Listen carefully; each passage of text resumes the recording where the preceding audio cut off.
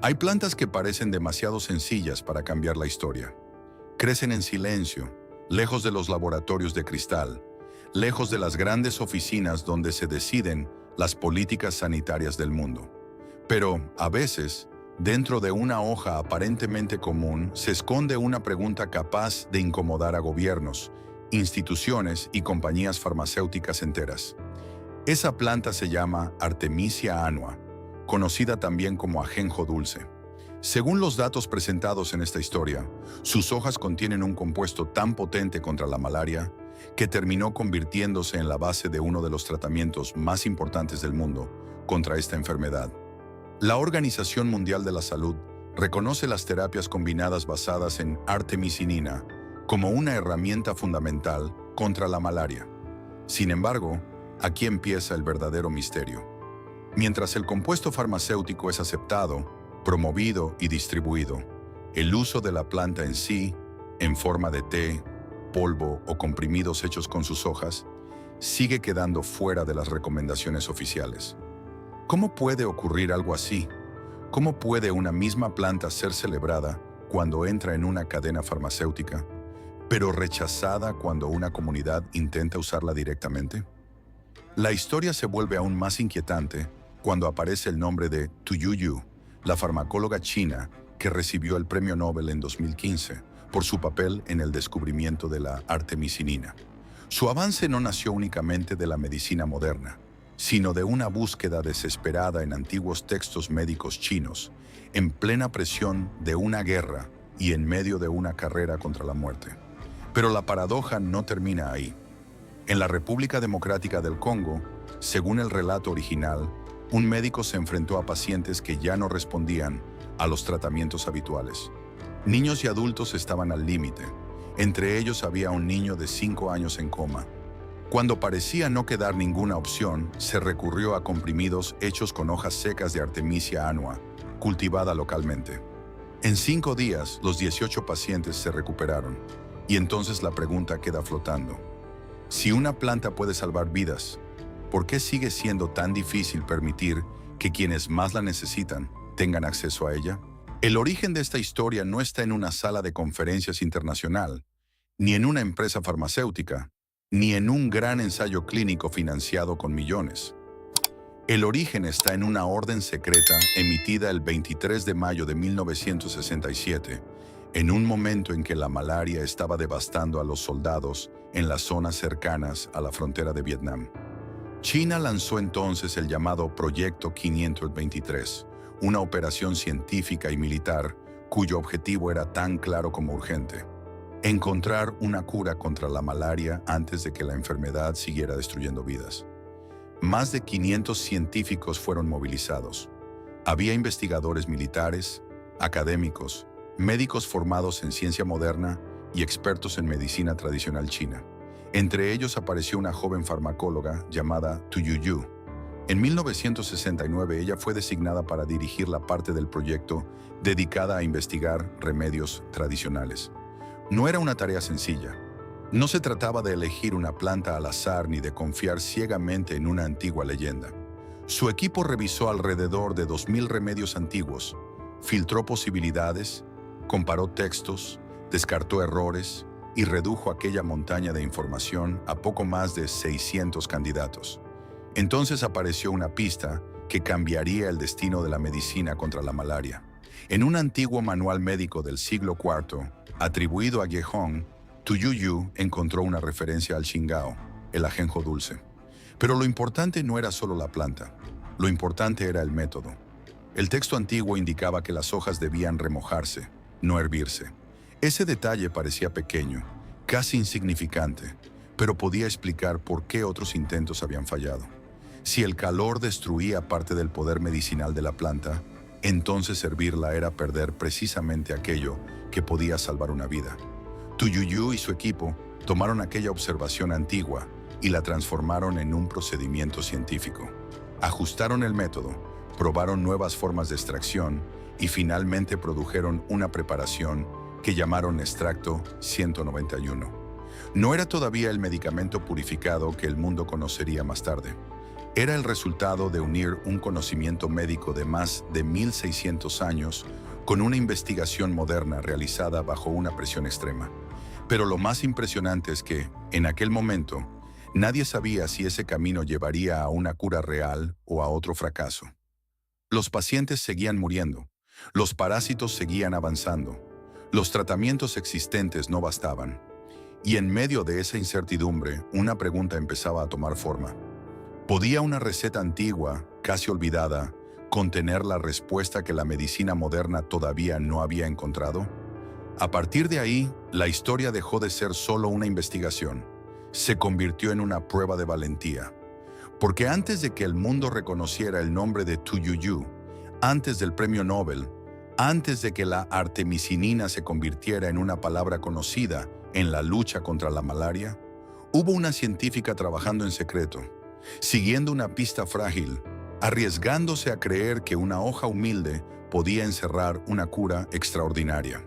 En octubre de 1971, después de años de búsqueda, comparación y ensayos, llegó el momento que podía confirmar o destruir todo el trabajo de Tuyuyu y su equipo. El extracto 191 fue probado en ratones infectados con parásitos de la malaria. Aquella prueba no era un detalle más dentro de un laboratorio, era una frontera. Si fallaba la pista del antiguo texto chino, podía quedar enterrada como una esperanza más entre cientos de intentos inútiles. Pero si funcionaba, el mundo estaría ante algo completamente distinto. El resultado fue extraordinario. Los animales tratados sobrevivieron. Los registros del laboratorio conservaron un dato que cambiaría la historia. Una inhibición del 100% del parásito. En otras palabras, aquello que había nacido de una antigua indicación sobre remojar hojas y no hervirlas, demostraba ahora un poder real frente a una de las enfermedades parasitarias más letales del planeta. Pero todavía quedaba una pregunta inevitable. ¿Cómo pasar de un resultado prometedor en animales a tratar a seres humanos desesperados? Antes de que los pacientes recibieran el extracto, Tuyuyu tomó una decisión que revela la dimensión humana de esta historia. Ella misma lo ingirió para comprobar su seguridad. No lo hizo desde la comodidad de una teoría, sino poniendo su propio cuerpo en medio del riesgo. Ese gesto resume una época en la que la urgencia de salvar vidas obligaba a los científicos a cruzar límites que hoy parecen casi imposibles de imaginar. En 1972 comenzaron los primeros ensayos humanos en la isla de Hainan. 21 pacientes con malaria grave recibieron el tratamiento. Según el relato original, todos se recuperaron. Aquellos casos, documentados en informes internos y hojas clínicas, confirmaron que dentro de las hojas de Artemisia annua había algo capaz de cambiar el destino de los enfermos. Ese mismo año, en noviembre, el equipo logró aislar el compuesto puro conocido inicialmente como chingaosu, que más tarde recibiría el nombre de artemisinina. A partir de ese momento, la historia de una planta local, de una receta antigua y de una misión secreta se transformó en una revolución médica. Sin embargo, aquí aparece una tensión que nunca desapareció del todo. El descubrimiento confirmó el poder de la planta, pero también abrió el camino para separar el compuesto de su origen natural.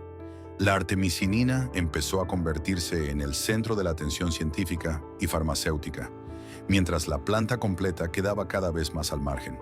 Y esa diferencia lo cambió todo. Porque una cosa es que una comunidad pueda cultivar una planta, secarla, procesarla y convertirla en una herramienta local contra la malaria. Otra muy distinta es depender de extractos purificados, cadenas de producción, licencias, precios internacionales y decisiones tomadas lejos de los pueblos donde la enfermedad golpea con más fuerza.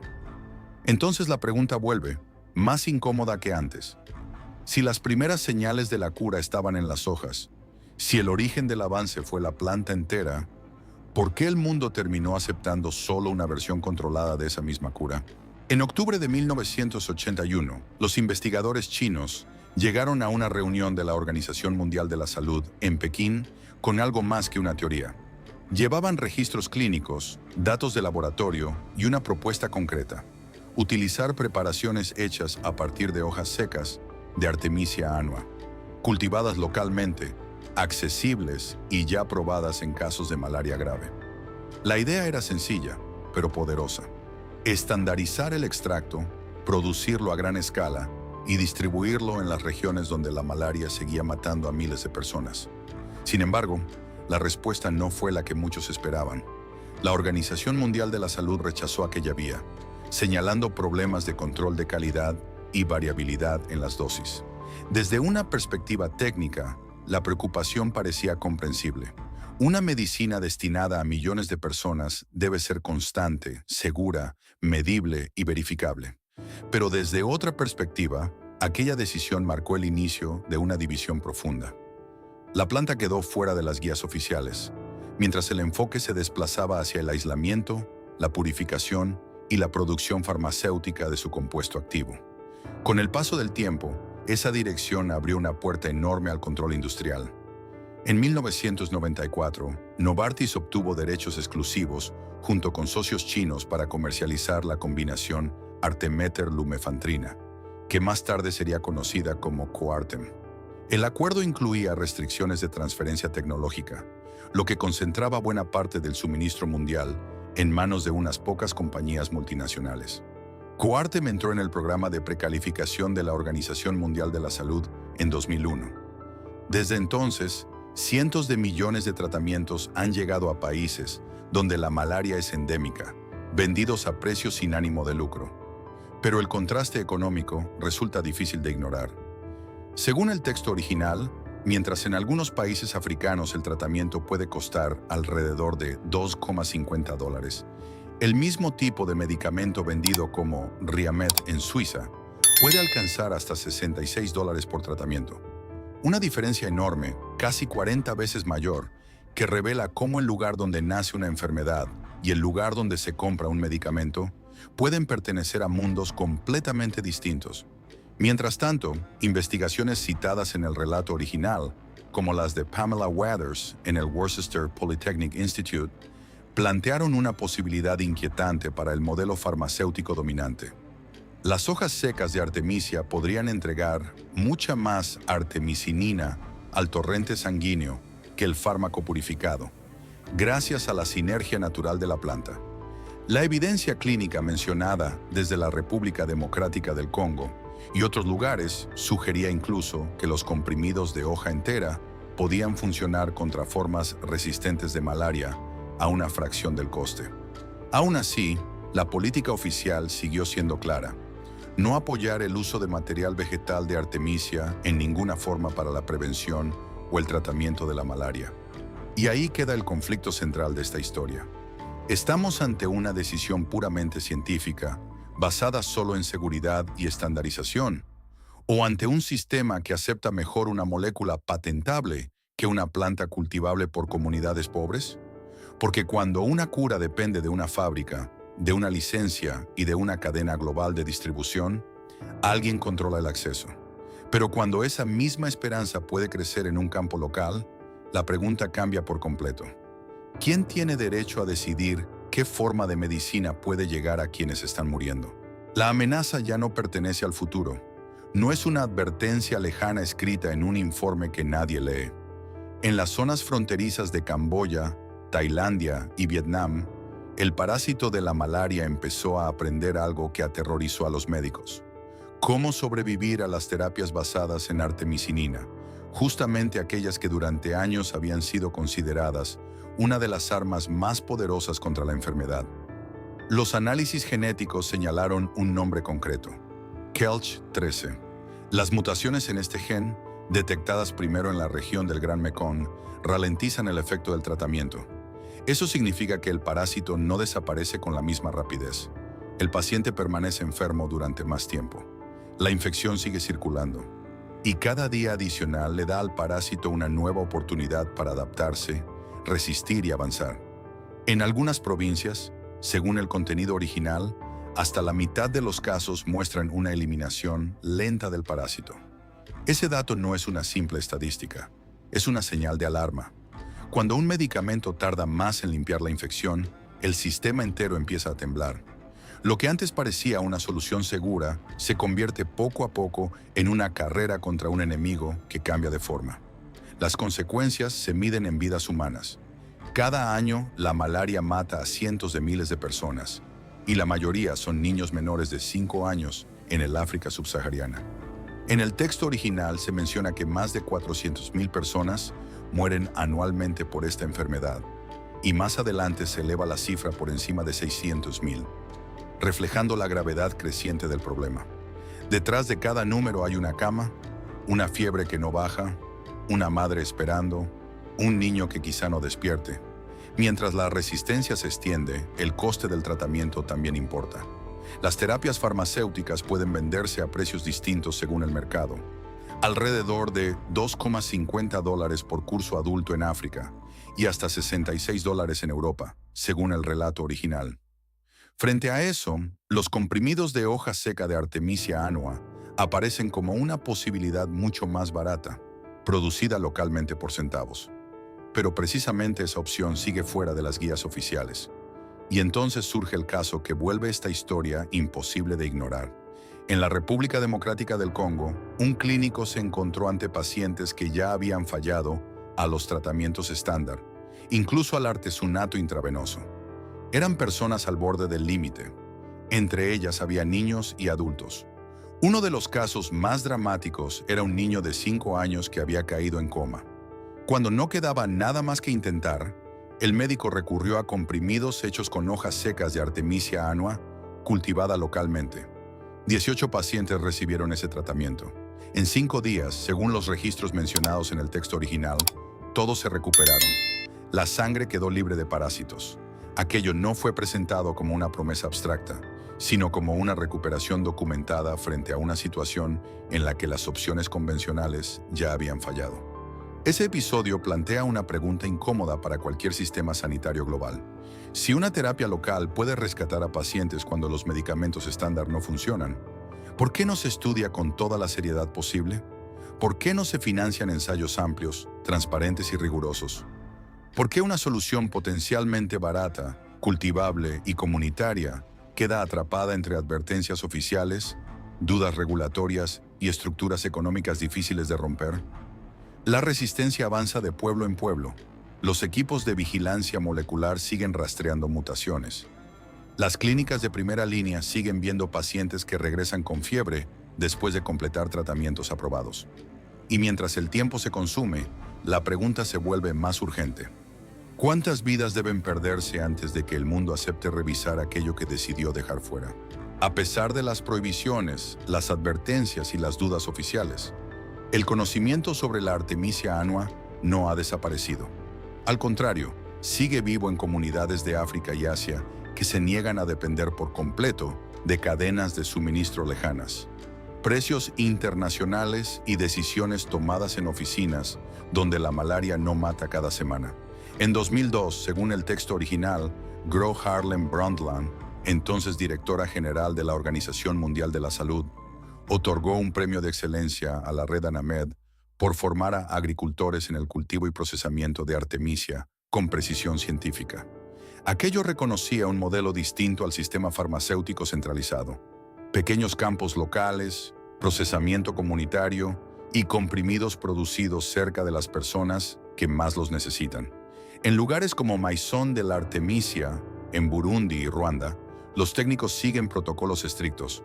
Las plantas se cosechan en el momento de mayor potencia, las hojas se secan por debajo de 30 grados, se muelen hasta obtener un polvo fino y después se prensan en comprimidos con contenido verificado de artemisinina. Cada lote se analiza para asegurar que la cantidad del ingrediente activo se mantiene dentro de un margen controlado. Según el relato original, estos procesos pueden igualar o incluso superar los estándares de calidad de muchos medicamentos genéricos. Pero lo más importante no es solo el precio, aunque el precio lo cambia todo. Los informes citados en el contenido original afirman que un tratamiento completo para un adulto puede producirse por menos de 5 centavos.